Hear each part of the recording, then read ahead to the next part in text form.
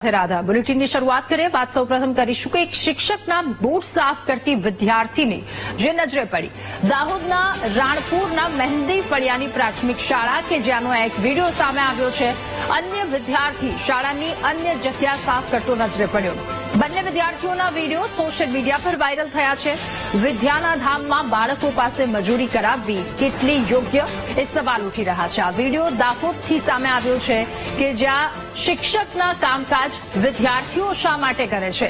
એક વિદ્યાર્થી કે જે ત્યાંનું શૌચાલય સાફ કરતો હોવાના અન્ય વિદ્યાર્થી અન્ય જગ્યા પર સાફ સફાઈ કરે છે અને એક વિદ્યાર્થીની જે શિક્ષકના બૂટ સાફ કરે છે।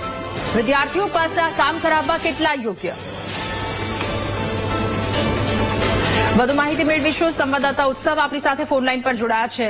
ઉત્સવ, દાહોદની રાણપુરની એક શાળાનો વિડીયો વાયરલ થયો છે। વિદ્યાર્થીઓ પાસે કામ કરાવવામાં આવી રહ્યું છે, શું વધુ વિગતો આ મામલે?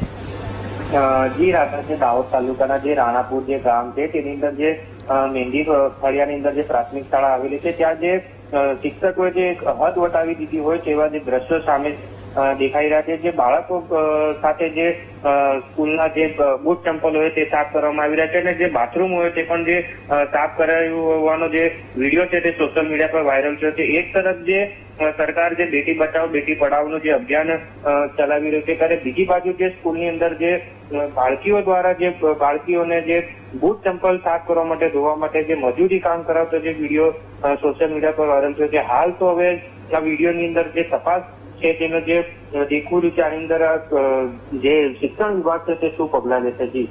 જી આભાર આપનો વિગતો સાથે જોડાવા બદલ।